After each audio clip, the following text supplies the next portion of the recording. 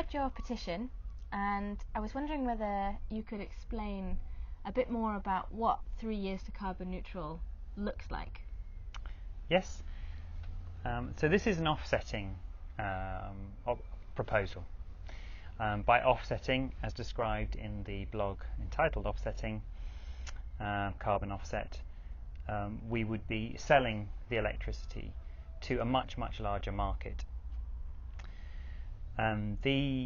The proposal is something that's been around for a while, but not everybody's necessarily heard about it. It was taken up by a company called Dong, and now they're called Ørsted. And the proposal is for up to 100 turbines between 8 and 12 miles off the coast, the east coast, the northeast coast of the Isle of Man. And these would have the potential to generate the equivalent of the energy that we're currently using, and the total energy we're using on the Isle of Man. But 3 years sounds like an impossibly short amount of time. What makes you say 3 years? Well, we want to keep the bar high here. The danger is we can become complacent if we start looking at slower options.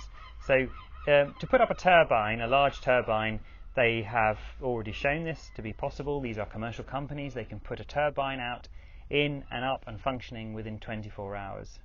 It's a very short time. Now, obviously, there's a process. There's a process that goes from the initial research, suitability of the site, the habitats and so on that have to be looked at, the planning process, the commissioning of the turbines to be made, and the platforms on which they are constructed, and the interconnection, the connections and transformers to relay it to other places where it can be used. So there is a period of time to do that. However, 3 years is perfectly credible timeline.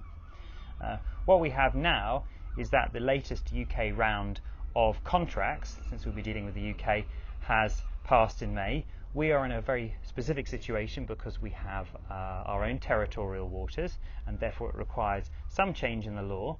However, we are in a position now where things have changed so much on the ground level in terms of public opinion and expectation of governments. Things have changed so much, there's absolutely no reason why there can't be a rewriting of some of these rules to speed it through so that we're not hanging around waiting, saying, when can we do this?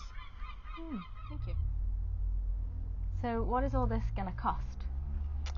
There is no cost directly to the Manx people or the Manx government. In fact, there is a revenue from leasing the seabed with the wind turbines. How do you propose to deal with NIMBYism? So NIMBYism, not in my backyard scenario. The advantage of having offshore wind turbines is that they aren't literally looming over you. As people are already aware, there are wind farms and they are coming closer to the Manx territories. In fact, they will eventually probably come right up next to, adjoining in certain parts of the Manx territories. So these will extend that bit closer.